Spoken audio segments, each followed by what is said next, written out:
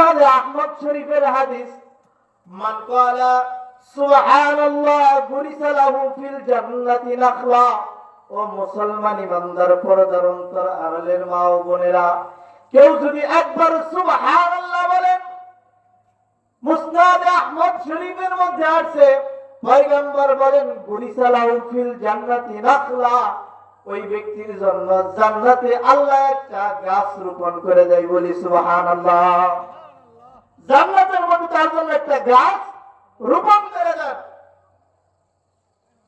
মিশকাত শরীফের হাদিসের মধ্যে আছে গাছটা কত বড়, বলে গাছটার ছায়া এত বড় হবে, একটা তেজিয়ান ঘোড়া যদি এই গাছের ছায়ার চতুর্দিক দিয়া দৌড়ায় 100 বছর দৌড়িয়াও গাছের ছায়া শেষ করতে পারবে না। সুবহানাল্লাহ। এখান থেকে আরেকটা জিনিস বোঝার, আমি যে একবার সুবহানাল্লাহ বললাম, আমার জন্য জান্নাতের মধ্যে একটা গাছ হইল, ওই গাছটার মালিক কে? আমি যে সুবহানাল্লাহ বলছি সেই হলো ওই গাছের মালিক। দুইবার বললে তার জন্য 2টা গাছ হবে, সুবহানাল্লাহ। 3বার বললে 3টা গাছ হবে, বলি সুবহানাল্লাহ। জান্নাতের মধ্যে মানুষের একটা জিনিসের আফসোস থাকবে, মানুষ শুধু আফসোস করবে যে দুনিয়ার মধ্যে সুবহানাল্লাহ, আলহামদুলিল্লাহ, লা ইলাহা ইল্লাল্লাহ, আলহামদুলিল্লাহ, আল্লাহু আকবার, এই তাসবিহগুলো কেন বেশি বেশি পাঠ করলাম না? যদি দুনিয়াতে বেশি বেশি পাঠ করতাম তাহলে জান্নাতে সবচেয়ে বড় বাগানের মালিক হয়ে যাইতাম। বলি সুবহানাল্লাহ। যে বেশি সুবহানাল্লাহর জিকির তার বেশি লাগবে, জান্নাতে তার বাগানটা তত বড় হবে। বলি সুবহানাল্লাহ। আর আপনার জন্য যদি জান্নাতে আল্লাহ তাআলা বাগানের বাজেট দেন, দুনিয়ার মধ্যে যদি একজন মানুষের রিজিকে আল্লাহ তাআলা কিছু লিখে রাখেন, তাহলে ওই মানুষের রিজিক আল্লাহ তাআলা সুদূর অস্ট্রেলিয়া থেকে, সুদূর চায়না থেকে বাংলাদেশে বসেও আপনাকে আল্লাহ তাআলা ওই রিজিক খাওয়াইতেছেন। বলি সুবহানাল্লাহ। বলে কেমনে হুজুর? বলে হাটবাঙ্গার হাটে যায় আপনি 1 কেজি আপেল কিনে আনতেছেন, 200 টাকা 250 টাকা দিয়ে 1 কেজি আপেল কিনে আনতেছেন। এই আপেলটা হয়েছে শুধু অস্ট্রেলিয়াতে। কোথায় হয়েছে? অস্ট্রেলিয়ার মাটিতে হয়েছে। অস্ট্রেলিয়া থেকে ওই আপেলের মধ্যে আপনার নাম লেখা আছে, আপনার রিজিক আল্লাহ তাআলা বরাদ্দ করে রাখছেন।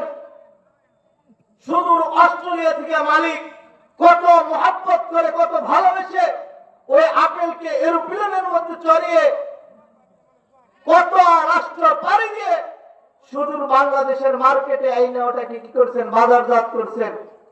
ফরমালিন দিয়ে ওটাকে 2-4 মাস, 5 মাস, 6 মাস লাগছে বাজারজাত করে মেন বাজার থেকে আবার খুচরা বাজারের মধ্যে বিক্রি হয়েছে।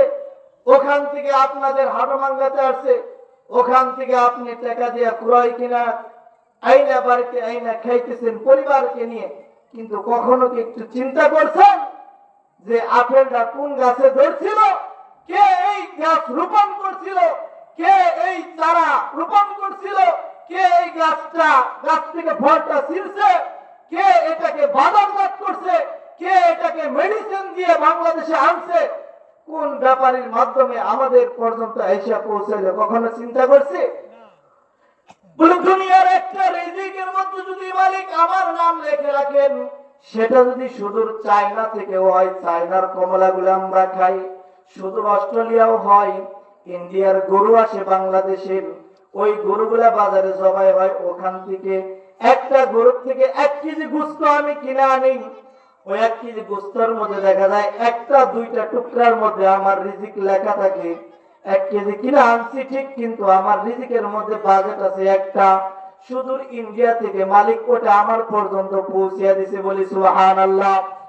দুনিয়ার মধ্যে যদি মালিক আমার রিজিক আমার কাছে বিশ্বের এক প্রান্ত থেকে আরেক প্রান্তে পৌঁছিয়ে দেয়, সুদূর সৌদি আরবে খেজুর হয়ে ওই খেজুরগুলা বাংলাদেশে আসে, আমরা রমজান মাসে কিনা কিনা খাই। কোন বাগানে হইছে, কে উৎপাদন করছে, কে বাজারজাত করছে, কখনো চিন্তা করি না।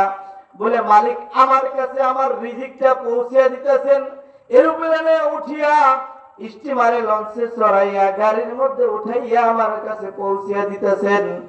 ও বন্ধু, একটু খেয়াল করেন, জান্নাতে যদি আমার জন্য একটা বৃক্ষের বাজেট হয়ে যায়, একটা বাগানের বাজেট হয়ে যায়, আশা করা যায় মালিক আমাকে আপনাকে একদিন না একদিন জান্নাত দিবেন। বলি সুবহানাল্লাহ। আমার এবং আপনার জন্য যদি জান্নাতে একটা গাছ বাজেট হয়ে যায়, তাহলে আশা করা যায় আমি যেহেতু ঈমান আনছি, আল্লাহকে বিশ্বাস করি, ঈমানদার হলে, মুমিন হলে আল্লাহ অবশ্যই আমাকে একদিন না একদিন জান্নাতে পাঠাইবেন। বলি সুবহানাল্লাহ। এজন্য মুসলমান, যে কথাটা বোঝানোর জন্য আমি বলতেছি, মানুষের সবচেয়ে বড় পাওয়া হলো আল্লাহ তাআলার পক্ষ থেকে মাপ পাওয়া, ক্ষমার ঘোষণা পাওয়া। বলে আমি অনেক আমল করলাম কিন্তু আল্লাহর আদালতে ধরা খেয়ে গেলাম। আমি অনেক বুজুর্গ, অনেক নেককার, অনেক বড় আলেম, কিন্তু মালিকের দরবারে যদি ধরা খেয়ে যায়, মাপ না পাই, তাহলে আমার মতো আর হতভাগা কেউ নাই। আর যদি আমি আল্লাহ রাব্বুল আলামিনের দরবার থেকে মাপ পেয়ে যাই, দুনিয়াতে যদি আমি নিঃস্ব থাকি, গরিব থাকি, মিসকিন থাকি, অসহায় থাকি, কিন্তু আল্লাহ যদি আমাকে মাফ করে দেন, পরকালের বাদশা হয়ে যাব। বলি সুবহানাল্লাহ। এজন্য আল্লাহ তাআলা বলতেছেন 10টা গুণ যেই মুমিন বান্দার মধ্যে পাওয়া যাবে, আমি ওই বান্দাটাকে মাফ করে দিব। বলি সুবহানাল্লাহ। 1 নাম্বার গুণ কি? আল্লাহ রাব্বুল আলামিন বলতেছেন, ইন্নাল মুসলিমিনা ওয়াল মুসলিমাত। 1 নাম্বার গুণ হলো আমাকে মুসলমান হতে হবে। ইন্নাল মুসলিমিনা ওয়াল মুসলিমাত, মুসলমান পুরুষ এবং মুসলমান নারী, মুসলমান পুরুষ এবং মুসলমান নারী হতে হবে। আল্লাহ রাব্বুল আলামিন কুরআনুল কারীমের অপর এক আয়াতের মধ্যে বলেন, ইন্নাদ দীনা ইনদাল্লাহিল ইসলাম। আল্লাহ তাআলার কাছে মনোনীত ধর্ম হলো ইসলাম। বলি সুবহানাল্লাহ। আর ইসলাম ধর্ম যার মধ্যে পাওয়া যায় তাকেই বলা হয় মুসলমান। বলি সুবহানাল্লাহ। আল্লাহ রাব্বুল আলামিন কুরআনের অপর এক আয়াতের মধ্যে বলতেছেন, ইয়া আইয়ুহাল্লাযীনা আমানু দুখুলু ফিস সিলমি কাফা। হে ঈমানদারগণ, তোমরা ইসলামের মধ্যে পরিপূর্ণভাবে দাখিল হয়ে যাও।